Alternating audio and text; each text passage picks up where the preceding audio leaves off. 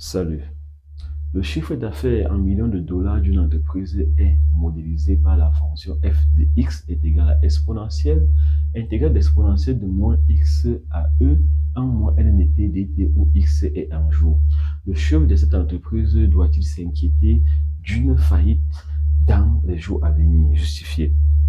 Bien, alors, voici une situation dont on aura à déployer un raisonnement mathématique pour la résoudre. De quoi est-il question? Il s'agit donc du chef d'entreprise qui est inquiet de la faillite de son entreprise dans les jours à venir. Alors, comment est-ce qu'on doit procéder? Alors, on veut savoir si le chiffre d'affaires qui est ici modélisé par la fonction f de x, grand f de x, va croître ou décroître dans les jours à venir. En mathématiques, lorsqu'on a une fonction, le renseignement qui peut nous amener à pouvoir savoir si une fonction est croissante ou décroissante dans un domaine, il va falloir d'abord qu'on calcule sa dérivée. Si la dérivée est positive dans ce domaine-là, alors la fonction y est croissante. Et si la dérivée est négative dans ce domaine, alors la fonction est décroissante. Donc, nous allons commencer par calculer la dérivée de cette fonction qui est quoi? Qui est fonction chiffre d'affaires. Bien, allons-y. Pour calculer donc la dérivée de cette fonction, nous allons passer par une fonction auxiliaire. Nous allons poser grand G, qui est quoi? Qui est une primitive de la fonction de la fonction qui à t associe 1 moins ln de t sur quel intervalle? L'intervalle 0 à plus l'infini.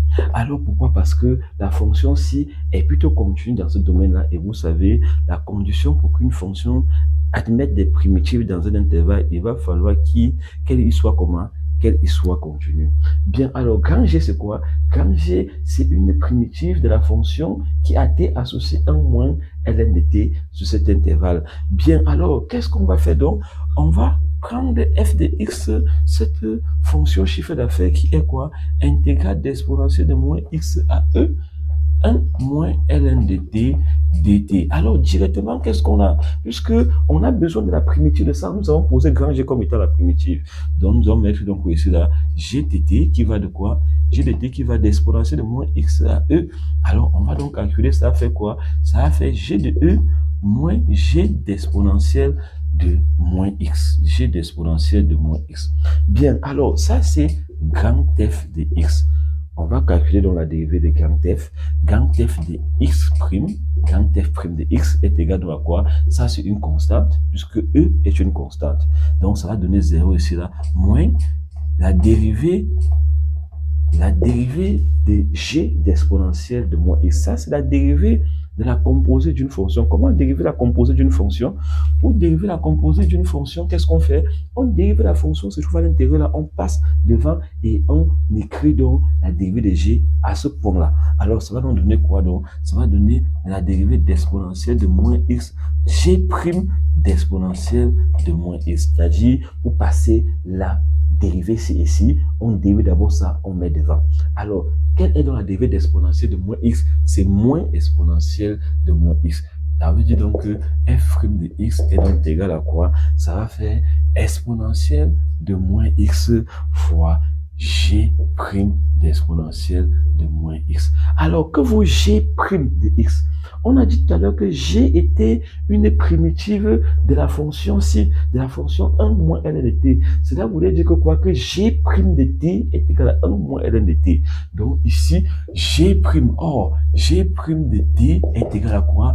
À 1 moins ln de t. Mais on a besoin de g' d'exponentielle de moins x. Donc, g' d'exponentielle de moins x est donc égal à quoi? 1 moins ln d'exponentielle de moins x. Alors, on sait que ln d'exponentielle de quelque chose est égal à la chose là. Donc, ln d'exponentielle de moins x va encore faire donc moins x. Ça va nous donner quoi ici là? Ça va faire 1 plus x.